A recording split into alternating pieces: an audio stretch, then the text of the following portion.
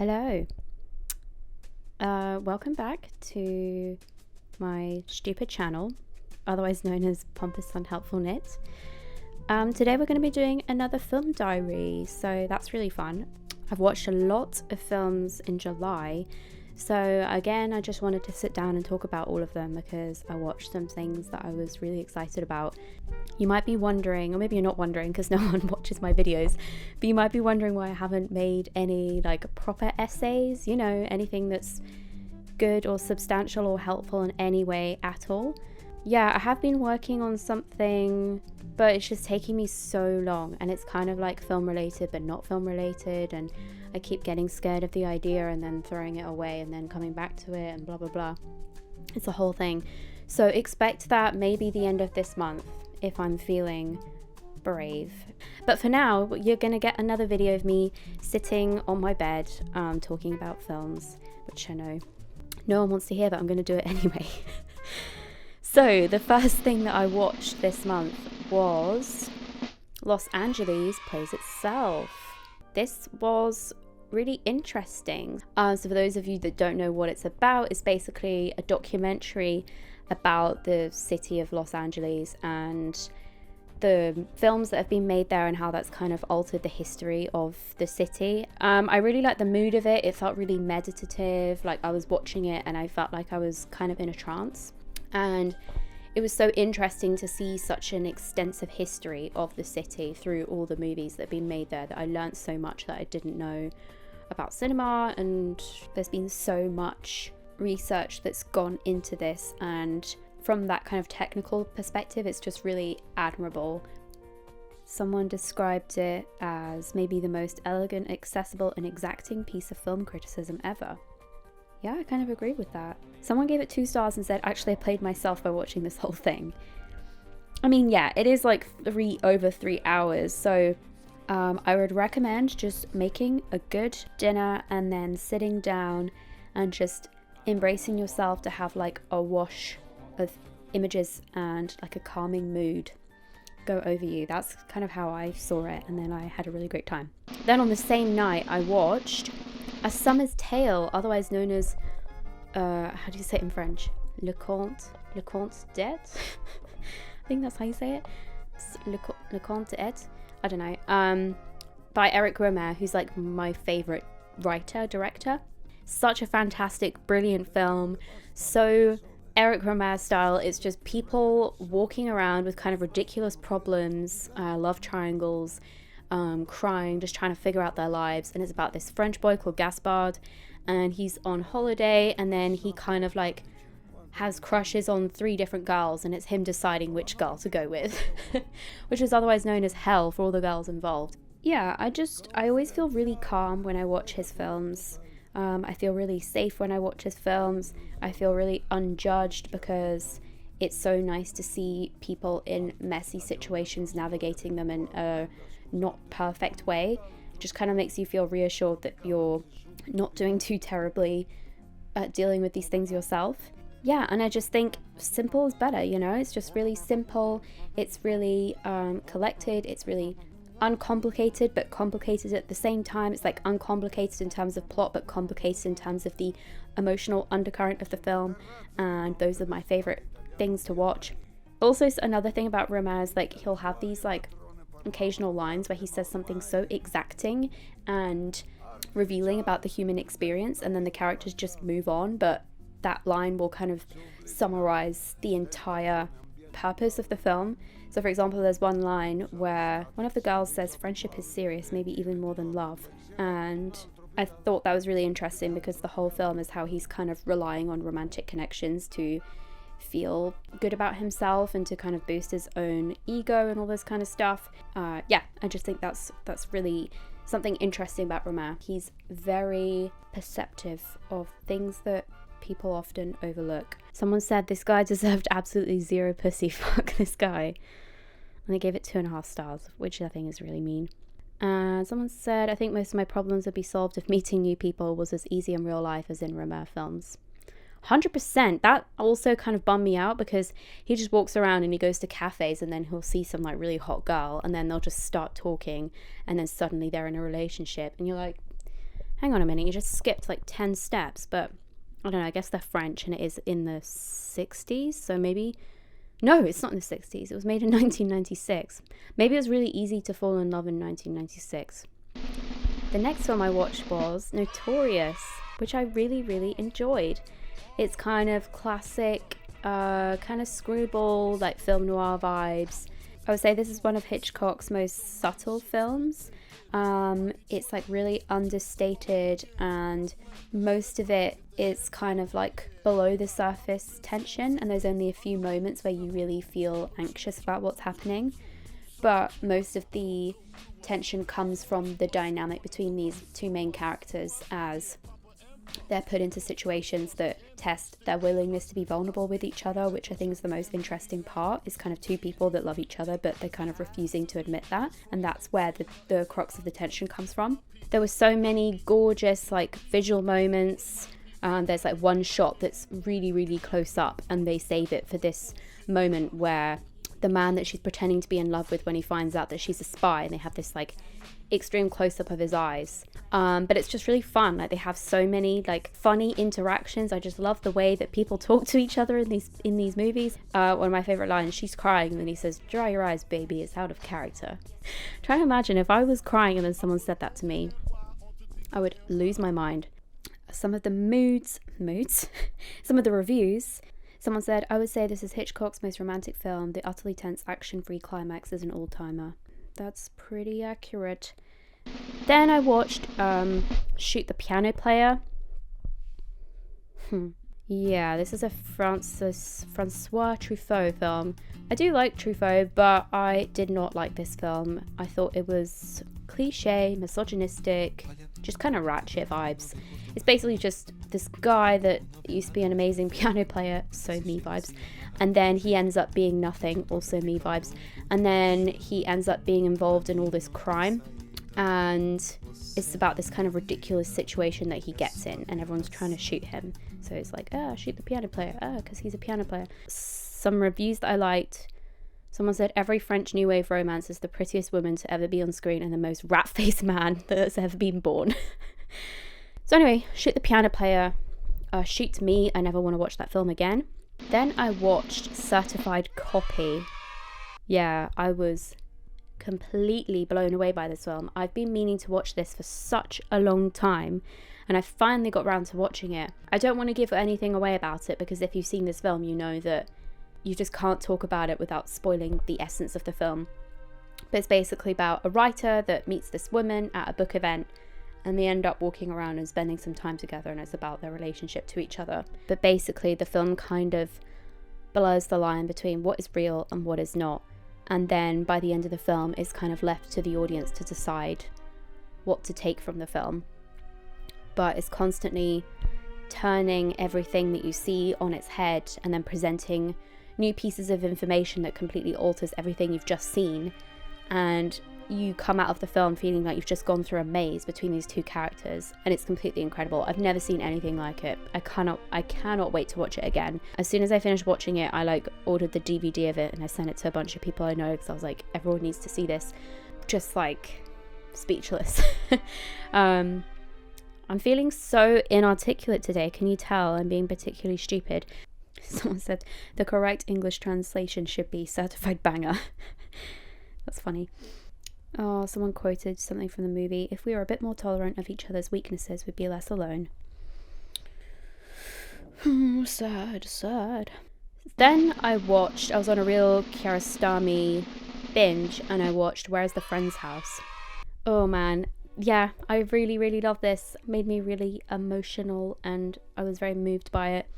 It's basically about this little boy who's trying to return a notebook to his friend. The film opens with them all in class, and this one kid is being absolutely ripped to shit by the teacher because he left his notebook at home. And then we find out that this other kid, who's the main kid in the film, I need to remember what their names are, I don't know. We find out this other kid has his friend's notebook. And so he goes home and he's like, I need to get this notebook back to my friend, otherwise he's going to get in massive trouble tomorrow because he doesn't have it and he's going to get expelled. And the rest of the film is this little, 7-year-old boy trekking through all these villages trying to find his friend's house so he can give back his notebook. and it's so like simple and like beautiful and honest, and it's just so pure because he's just purely motivated by helping his friend, and it's at that age where situations like this just feel so catastrophic and extreme and like it's the end of the world. It's also really sad because there are some adults in this movie, but you don't really see them very often. But whenever you do see the adults in the film, you're really hit by how awful they are in a way, but also how much you relate to them, because we remember what it's like to be that age, but you see the adults, and the adults think of these problems that the kid is having as being so trivial, and it makes you really angry that they view them that way, but also you can understand why, because these are adults and you see them dealing with all these adult issues like money and, you know, their businesses and mortgages and all this kind of stuff. So it's really sad because it really like appeals to, you know, your inner child, but at the same time it uses the adults in the film really sparingly to kind of make a point about how out of touch we are with our own inner child, and how we just don't treat these issues with the same importance and sensitivity as we should. And that really got to me. Yeah, now I'm thinking about it now and I feel really sad. Carsten wrote a really good review for it, but it's very long. But he basically wrote about how important it is to see children in film, because so often it feels like they are looked at as mirrors of who we once were, that we have the ability to mold rather than a part of humanity we could learn from. Someone said, at times a more stressful, intense film than Uncut Gems. I was literally thinking that when watching this film. I was like, this is like Uncut Gems for children. Oh, so many people said that. Oh no. You know when you just realize that you're so not original, and like every thought that you have is just like a fraction of a thought that another person has had? I'm having that right now. It's not a nice feeling. The next film I watched was Barbie. What do we say about Barbie? I don't really want to talk too much about it because I know I'm going to get ripped to shreds on the internet for saying mean things about Barbie or whatever. I will say that I thought it was very funny, but I didn't think anything else of it. So yeah, that's kind of all I want to say. Oppenheimer, kind of similar vibes. It was kind of, the whole Barbenheimer weekend was like maybe the most disappointing weekend of my life. Not of my life, but like it was a disappointing weekend. So Oppenheimer, it was like, yeah, it's Oppenheimer. There's bombs. There's Josh Peck. Also Detective Wilton from Pretty Little Liars is in this, which is really weird. I just didn't really feel that much. Maybe that's a me problem and not a... No. Yeah, we're not opening that can of worms today. But yeah, I just didn't really feel that much. Also complaining that all the scientists are like really hot. In what world is every single physicist, you know... There's just no universe where every single physicist you see is the most attractive person you've ever seen in your life. In what world? The way I remember it, the kids in my school that did physics, it's not like they were ugly, but they were just not as cool as they make out that they are in Oppenheimer. Not to be shady towards scientists. I'm sure you can look good sometimes, just not all the time. It was fine. It was way too long for me. The last hour I was so done with it and I just wanted to go home. Someone said, do what you love and you'll never work a day in your life. Someone said, and nobody told them to stop Oppenheimer. That's funny. Someone also said, the lengths that some men will go to in order to move to New Mexico. So then I watched The Thin Blue Line. This was fine. I gave it 3 stars. I did fall asleep kind of near the end. So maybe if I hadn't have done that, then I would like it more. I doubt it. Then I watched Women on the Verge of a Nervous Breakdown. This was really fun. I really liked this film, actually. I gave it 4 stars. It's very chaotic, very crazy, very colourful, very fun, very, yes, women kind of vibes. It's just fun. It's about this woman that's kind of being played by this guy, and then her friend is also being played by this guy, and then they get involved in this whole, like, scheme. One of them tries to kill herself. There's lots of Gestapo? What's that cold soup called? Not Gestapo, that's like the Russian police. You know that soup, that cold tomato soup? There's a lot of that in this movie and it makes sense when you've seen the film, but right now it sounds like I'm making it up. But there's a lot of tomato soup, there's a lot of red, there's a lot of blue, there's a lot of breakdowns. Sorry, I realise I'm also just being really stupid today. Someone said, the soup is called gazpacho. There we go. Then I watched Climax.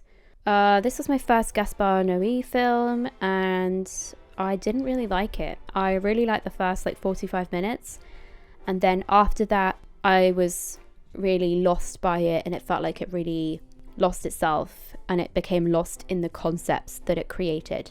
So at the beginning, you know, it has these concepts that are really different and cool and engaging and very new, but then all of these concepts it overuses to the point that it becomes boring and flat. And I just thought that that was quite a shame. So I watched it with my friend Dexter, and we talked about how it was probably meant to be a short film, and then they tried to expand it into a feature, but by doing that they just kind of lost the essence of the film, and they just overdid this like original good idea that would have been much more punchy as a short, because the credits happen after like 45 minutes. So I think that's where the film logically should have ended, and then they kind of extend this whole thing and they make it this big trippy drug fest, and I just didn't like that. I don't think drugs are cool. I'll say that. That's so like annoying of me, but I just don't find it like a big enough basis for a movie to just be like, oh my god, like imagine all these people on acid. That's the film. But it's literally just people on drugs with coloured lights, and then them doing the most like shocking things they can think of just for, you know, shock value. So there's a bit of incest in there. They kill a kid. Spoiler alert. Feels like a movie made by a fuckboy at film school, where he talks about how no one can understand his artistic vision, but it's literally nothing, and it's just people on drugs being ratchet, dancing and doing ratchet stuff. So I just didn't really like it. I thought the music was really good. I thought the choreography was really smart. I loved the first 45 minutes, but after that it lost me. Someone said, me after 2 vodka Sprites. That's funny. Someone said, did everyone try the sangria? I thought the sangria was lovely. Funny.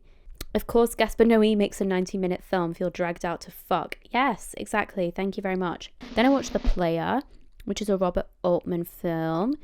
Yeah, you know those films that just really feel like a film and you're so aware that it's like a movie plot. But yeah, I was just really aware that I was watching a film for the whole thing, and that I was going on this journey and being manipulated to be entertained, but then the film is kind of about that at the end, so you're like, okay, fair, but it still doesn't mean that I enjoyed being manipulated and having that feeling of like I'm just watching a movie. So yeah, the movie's just kind of making fun of Hollywood, and that was quite cool. It was kind of like a bit of a meta-criticism type thing of the film industry, so that was fun. So yeah, it's self-aware, but I was still not like blown away by it. It was fun. I'm about to sneeze. Sorry. So then I rewatched The Virgin Suicides. I saw this at the Prince Charles with my friend, and I had an amazing time. It was so lovely to watch this film again. So in high school I did my dissertation on The Virgin Suicides because I was mentally ill. And then I watched the film, and I haven't seen it since like my 17th birthday. It was amazing. I forgot how funny it was, for one thing. I love the nostalgia. It's just, you know, full of this like kind of like painful like longing for these experiences that these teenage girls so desperately want. I really love the prom scene and how like this is their one chance to have a night of normalcy, and I like how the film really revels in that moment, and it really dials up the nostalgia of it and every single feeling that you would feel at a prom. Like, it just uses the most heart-wrenching song choices, and it has all these cliche moments because the girls have to have all their experiences for adolescence in this one night. It's interesting that people think that her work is vapid, and it's always men that think her work is vapid. Compared to what? Compared to her dad that makes movies about guns and people blowing each other up? I just think it's a real shame when people reduce her work to being like surface level, superficial films, because yeah, they look gorgeous, but if you don't understand the meaning of the film, maybe it's because you've never given a thought to the female experiences and you don't care to see the perspective in film. Then I watched Enchanted because it was a Sunday and I got caught in the rain, and then I was like out in the rain, and I was like, you know what would make this moment so much better if I was in bed watching Enchanted. It's just brilliant, you know, it's a fantastic movie. It gives me so many lovely memories. I used to watch this with my cousins at my grandparents' house when we were kids, and I love it. Slannon of Pym is a beautiful elf. I really hope he becomes a lawyer one day. Some reviews. Someone said, I also would do anything Hugh Dancy in tight leather pants told me to do without hesitation. Funny. It's funny because I thought that Prince Charles was so dreamy when I was a kid. But watching it now, I was like, he's kind of a bit ratchet because he meets Ella and then literally a day later, he's like, oh yeah, can you be my wife? I mean, I don't know. Maybe that does happen. Maybe that does happen. But I thought that was a bit hasty, maybe. Like, so another film I watched this month was Sunset Boulevard. Kind of crazy that I haven't seen this before. It's taken me a fat minute to watch it. But yeah, it was pretty good. I did enjoy it. It wasn't like, oh my god, that's the best thing I've ever seen, but it was fun. I found it mostly quite scary. It felt like a horror movie to me. But anyway, yeah, I thought it was cool. I really liked the narration. I really liked the ending where she's like, I'm ready for my close-up, you know. She's just a crazy girl. So I really like that. Some of the reviews, someone said this movie is about every writer's worst nightmare, getting killed with a gun. Then I watched Man Push Cart, which I enjoyed. I thought it was a really sensitive, kind of simple film, but it's kind of showing like immigrant experience of this man whose job is to sell like coffee and bagels out of a push cart in New York. And it's about the challenges of him trying to like rebuild his life and create something for himself. And it's really difficult. He used to be a famous singer in his home country, and now he's here and he's really struggling to make ends meet. And it's just a really sympathetic film about this experience and, you know, this human need to try and better what you have and to make the best life possible, and how difficult that is, and how often people that do that aren't really met with much sympathy or praise or appreciation for what they're doing, and they're kind of dismissed as being no good and like their inconveniences for trying to have a good life. Yeah, it was really moving. I found it sometimes a little bit too slow, but I did really like it. I thought it was really quite beautiful. So Man Push Cart, I would recommend that. I also watched Wendy and Lucy. Oh man, I found this a really tough watch. It's incredibly sad, incredibly revealing about, I don't know, like America. I just hate, I'm not going to say I hate America, but I'm terrified of America. Yeah, it just seems like a place that doesn't really look after its people at all. And it just made me really sad and bummed out to watch this. And there was just so many heart-wrenching moments where you're just terrified for Wendy's safety, and you just feel so depressed by the situation that she's in. Yeah, anyway, it was really sad. And it does have these moments where she has interactions with people that kind of temporarily restore your faith in humanity, but by the end you're just a bit of a shell of a person. You don't really believe in anybody or anything, and I found this really hard to watch. Oh, someone said, I honestly think the moment where the security guard gives her money and it's revealed to be $7 is one of my top 3 favorites in all of cinema. Oh yeah, that really broke me. Then I watched my Own Private Idaho, which really surprised me. I kind of thought that this was going to be kind of sad, call me by your name, kind of gay love affair vibes. And then it ended up being kind of ratchet, Shakespeare, lots of leather pants kind of vibes. Sorry, I'm just not really saying anything good. I'm stupid. But yeah, I like this film. I thought the ending was effective. River Phoenix is amazing in this. His monologue by the fire was really beautiful. I was very moved when I found out that he wrote it himself. It was also really interesting and nice to see, I can't remember his name, the Matrix guy in a more like kind of serious dramatic role. Really different style of movie for Gus Van Sant, so I thought that was interesting. I think I was expecting something more like the vibes of, what's that film? The It's Not Your Fault film. Why am I so stupid today? I'm like, I cannot remember anything. I'm like, the Matrix guy, the It's Not Your Fault film.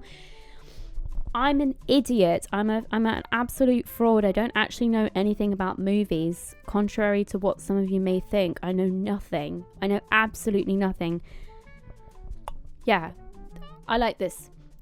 I'm going to talk about something else now. No, I'm going to talk about some reviews. I'm just going to use other people's words because my own words are so ridiculous and embarrassing. Someone said that was Scott who picked him up at the end, and I won't have anyone telling me otherwise. I really hope that's true. I thought the same thing when I was watching it, and I hope that it wasn't some sad commentary about, humanity and how exploitative and disgusting we are, and that it was actually just the love of his life picking him up. And someone said, Idaho? No, Idaho. Okay. I also rewatched Barbie Swan Lake because I was reminiscing about simpler times when Barbie was good. Sorry, didn't mean to say that. Barbie Swan Lake is my favourite of the Barbie cinematic universe, of the BCU. It's brilliant. It's directed by Owen Hurley. The animation is janky as fuck. But the music, original score by Tchaikovsky, I can get behind that. I love it. I think it's brilliant. I think it's fun. I think her outfits are amazing. Just everything. This movie feels really visceral and like you want to bite it. So there's a scene where she pulls a diamond out of a tree, and every time I see that, I just want to bite the diamond. It looks so appealing and juicy, and like the lake, the water looks so clean and crystal clear, and like I just want to swim in it and drink the water. And like the grass is so green and the forest is so lush, and like she walks in these little like high-heeled like kitten heels across this trunk of a tree that's lying down, and I just want to step on the trunk, and like it's just one of those films where like I need to be there. I need to be at this lake. All my problems will be solved if I go to this lake. Someone said, broke up with my boyfriend while watching this, lol. Oh no. Sorry about that. Someone just commented the things I do for love. Okay, that feels sinister. Then, the last film I watched in July was The Daytrippers, directed by Greg Mottola. Mottola. I absolutely love this. This was such a banger to end the month on. I watched this on the 31st of July. It's incredible. It's like a kind of gorgeous little 90s indie film. Oh, interesting, 1996. So this came out the same year as The Summer's Tale. That's interesting. I just love this. It's just a really beautiful, funny little hidden gem of an indie film. Very nothing really happens vibes, just people drifting around and having conversations with fun people. I love the family dynamic between these people. This might be my favourite thing that I watched all month. Maybe. It's up there. Stanley Tucci's in it. He's incredible. I absolutely love that man so much. I love his TikToks where he cooks. Like every single video he starts out and he's like, are we rolling? You rolling? Mm-hmm. Are you rolling? And then he'll make the most delicious like risotto pasta that you've ever seen in your entire life. I really liked this film. I thought it was brilliant. Anyway, thanks for listening to that dumpster fire garbage rat bin dead mouse of a video. It was pathetic and ridiculous, and I'm sorry. I'm really sorry. I'm feeling very stupid today. Yeah, I don't know, I've just not been... Are we gonna do this? No, I'm not gonna do a feelings segment of my video because it's embarrassing. I guess I'm just tired. I think I'm tired, and I'm really... I'll tell you this, I'm in a bit of a rut at the moment. Yeah, kind of rutting about. Not very good. I had like a really good month, and then it got to August, and I was like, actually, I'm not really feeling this anymore. Well, okay. I'm being so stupid and incohesive. Basically, whenever I start to feel really good, all I want to do is watch movies. So I had a month of watching movies, and I felt really good about that. And then sometimes I watch too many movies to the point where I become really disconnected from my life.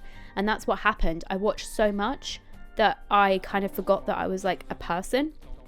And ever since then, since kind of like the beginning of August, I just feel kind of like weirdly disconnected from my life, and like everything's really pointless. Anyway, so I just do the same thing, and I'm in a rut, and I need to do something different, but I don't know what to do. So if anyone has any advice to get out of a rut, let me know. But yeah, apart from that, things are fine. I'm fine. So if you watch this, thanks for watching. I know it was really bad. Hope you have a lovely week. Let me know what you watched this month. I would love to know everyone's reviews and recommendations. Yeah, that's everything.